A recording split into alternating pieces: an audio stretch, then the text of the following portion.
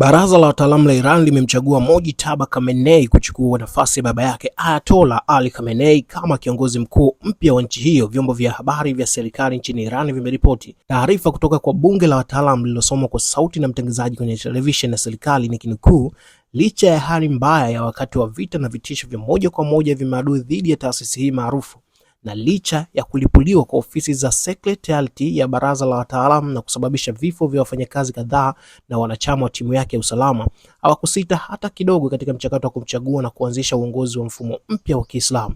Mtangazaji aliendelea kupaza sauti akisema, Al-Akbar, Allahu Akbar, Khamenei ndiye kiongozi. Katibu wa Baraza Kuu la Usalama la Taifa la Iran amelishukuru baraza la wataalamu kwa kumchagua mrithi wa Al-Khamenei licha ya tishio la Trump kulishambulia kwa bomu.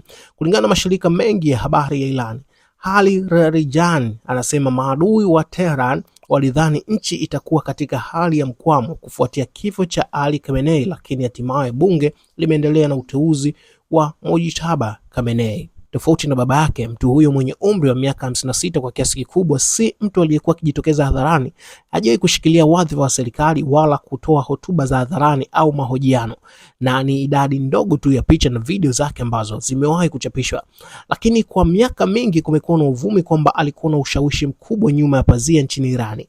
Nyenzo za kidiplomasia za Marekani ambazo zilichapishwa na WikiLeaks mwishoni mwa miaka ya 2000 zilimtaja kama nguvu nyuma ya pazia, ambaye alichukuliwa sana kama mtu mwenye uwezo na nguvu ndani ya utawala, kulingana na shirika la habari la AP. Hata hivyo, uteuzi wake bado unaweza kuwa na utata. Jamhuri ya Kiislamu ilianzishwa mwaka 1979 baada ya utawala wa kifalme kupinduliwa, na itikadi yake inategemea kanuni kwamba kiongozi mkuu anapaswa kuchaguliwa kwa sababu ya msimamo wake wa kidini na uongozi uliothibitishwa, si kwa kurithi.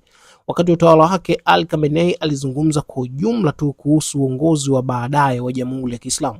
Mjumbe mmoja wa baraza la wataalamu la Irani, chombo cha makasisi kinachomchagua kiongozi mkuu, alisema miaka 2 iliyopita kwamba Ali Khamenei alipinga wazo la mwanae kuwa mgombea wa uongozi wa baadaye, lakini hajawahi kuzungumzia hadharani kuhusiana na hilo. Mojtaba Khamenei alizaliwa tarehe 8 Septemba mwaka 1999 katika mji wa Mashhad ulioko kaskazini mashariki mwa Irani. Yeye ni mtoto wa pili kati ya watoto 6 wa Al-Khamenei. Alipata elimu yake ya sekondari katika shule ya Alavi huko Tehran akiwa na umri wa miaka 17. Mojtaba alihudumu jeshini kwa vipindi vifupi wakati wa vita vya Iran na Iraq, kulingana na vyombo vya habari vya Iran. Vita hivyo vya miaka 8 vilivyojaa umwagaji damu vilifanya serikali ya Iran kuwa na mashaka makubwa zaidi dhidi ya Marekani na nchi za Magharibi ambapo zilikuwa zinaunga mkono Iraq. Mwaka 1999 Mojtaba alikwenda Qom, mji mtakatifu unaochukuliwa kuwa kituo muhimu cha theolojia ya Shia, ili kuendelea na masomo yake ya kidini. Inasemekana kuwa hakuwahi kuvua mavazi ya kidini hadi wakati huo, na haijulikani vizuri kwa nini aliamua kujiunga na seminari akiwa na umri wa miaka 30, kwani kwa kawaida watu huanza masomo hayo wakiwa wadogo zaidi. Hadi sasa Mojtaba bado ni kiongozi wa dini wa ngazi ya kati. Hali hii inaweza kuwa kikwazo kwake iwapo atajaribu kupanda hadi kwa kiongozi mkuu wa Iran. Katika siku za hivi karibuni, baadhi ya vyombo vya habari na maafisa walioko katika vituo vya mamlaka nchini Iran wameanza kutaja jina Khamenei kama Ayatollah, cheo cha juu cha kidini. Mabadiliko haya yalionekana kwa baadhi ya wachaguzi kama jaribio la kuinua hadhi yake ya kidini na kumuonesha kama kiongozi anayeweza kuaminika. Katika mfumo wa masomo ya seminari, kushika cheo cha Ayatollah na kufundisha madrasa ya juu ya kidini uchukuliwa kuwa ishara ya kiwango cha juu cha elimu na ujuzi wa mtu.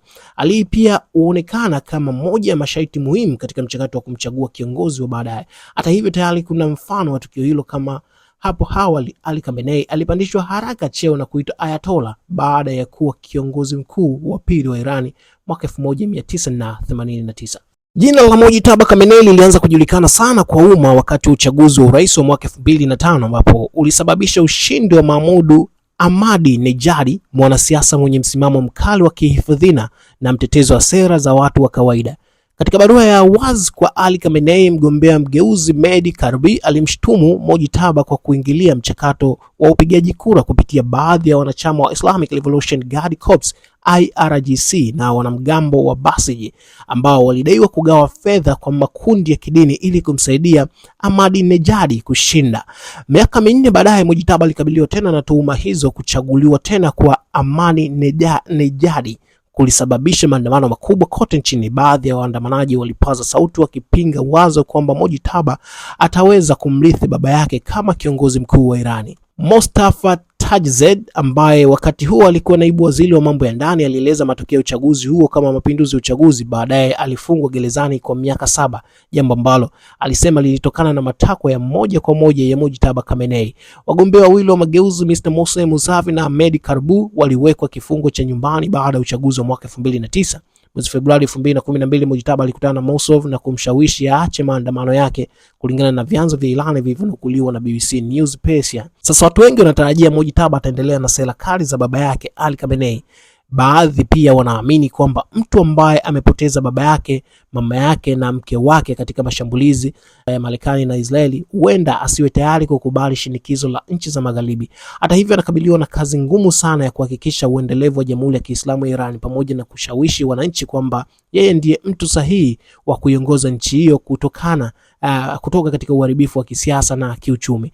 Rekodi yake ya uongozi bado haijajaribiwa kwa kiwango kikubwa, na mtazamo kwamba jamhuri hiyo inageuka kuwa mfumo wa kurithishana madaraka ya kifamilia unaweza kuongeza zaidi kutokuridhika kwa wananchi. Mimi ni Saudi Travis, chao.